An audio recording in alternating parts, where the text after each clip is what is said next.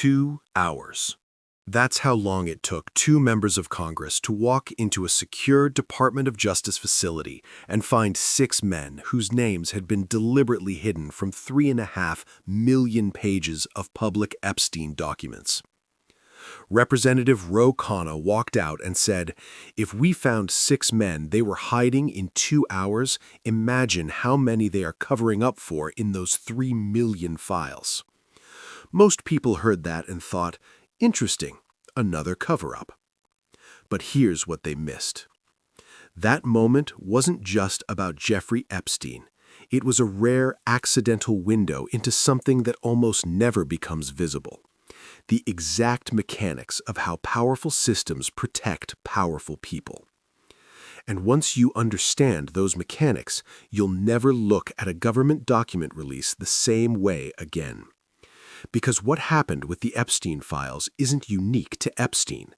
It's a playbook, a repeatable, tested strategy that has been used for decades to bury truth in plain sight. By the end of this video, you'll know exactly how that playbook works, who benefits from it, and why the most important question about the Epstein files isn't which names are hidden, it's who decided to hide them, and why those people were trusted to make that decision at all. In January 1971, the United States government was faced with a problem. A Pentagon analyst named Daniel Ellsberg had leaked 47 volumes of classified documents about the Vietnam War to the New York Times. The documents proved the government had been lying to the public for years about the war's progress. The Nixon administration's first instinct was to suppress them, but their lawyers warned that suppression would make it obvious they were hiding something damaging. So they tried something different. They released everything, all at once, in the most disorganized format possible, betting that 47 volumes of dense military analysis would overwhelm journalists and the public before anyone could piece together a coherent narrative. It almost worked. Fast forward to January 30th, 2026. The Department of Justice released 3.5 million pages of Epstein documents in a single day, with no chronological order, no logical grouping, and no index that would allow anyone to navigate the material efficiently. The same document appeared multiple times with different sections redacted in each copy, creating deliberate confusion about what the original actually said. Journalists and researchers spent days just trying to figure out what they were looking at before they could even begin analyzing what it contained. This isn't incompetence. This is the Pentagon playbook applied to the Epstein files. When you can't suppress the truth, you release it in a format so overwhelming that finding it becomes practically impossible. The DOJ originally identified over 6 million pages as potentially relevant to the Transparency Act. They released 3.5 million. The rest were classified as duplicates or unrelated material. Nobody outside the DOJ has verified that claim, which means the people deciding what you see about the most powerful sex trafficking case in American history are the same institution that gave Jeffrey Epstein a secret non-prosecution agreement in 2008 that immunized him and all of his co-conspirators. That's not a coincidence. That's a conflict of interest so obvious it should be the headline of every story about this release.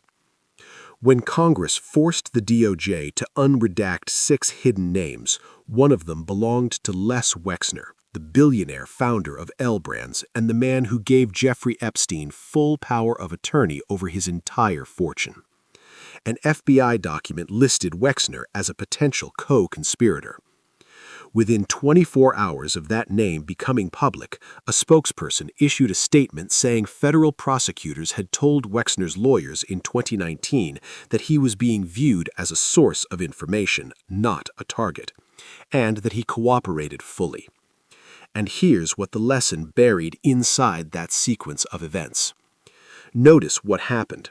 An FBI document said co-conspirator, and a spokesperson's statement said source of information. Two completely different characterizations of the same person's role, and the public has no way to independently verify which reflects what investigators actually believed. This is how billionaires survive co-conspirator labels. Not by proving innocence, but by controlling the narrative faster than the document can be processed. Wexner had given Epstein power of attorney over his finances, the single move that launched Epstein into the world of the ultra-wealthy and gave him the credibility to access presidents, princes, and scientists.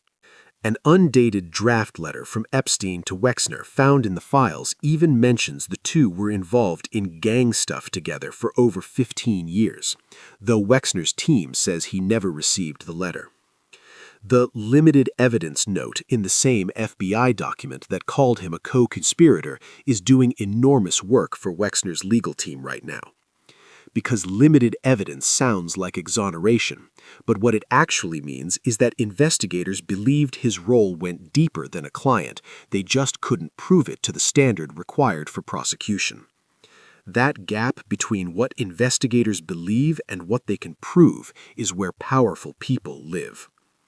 Wexner is now scheduled to give a sworn deposition before a House committee. What he says under oath, not what his spokesperson says to journalists, will tell us significantly more about what that co-conspirator label actually meant. Something striking happened in the weeks after the Epstein files dropped. Politicians and public figures in the United Kingdom, Norway, and across Europe fell faster and harder than anyone in the United States.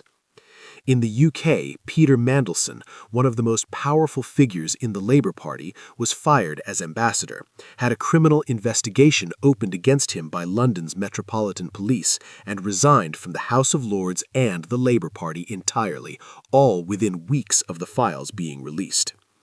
In Norway, former Prime Minister Thorbjorn Jagland was charged with gross corruption. Crown Princess Mette-Marit and the CEO of the World Economic Forum both faced criminal investigations. Meanwhile, in America, where Epstein actually operated, where the crimes were committed, where the network was built, the fallout has been significantly slower and significantly less dramatic. The lesson here isn't that European politicians are more corrupt than American ones. The lesson is about jurisdictional protection. American politicians and businessmen named in the Epstein files exist within the same legal and political system that has been managing and containing the Epstein story for 2 decades.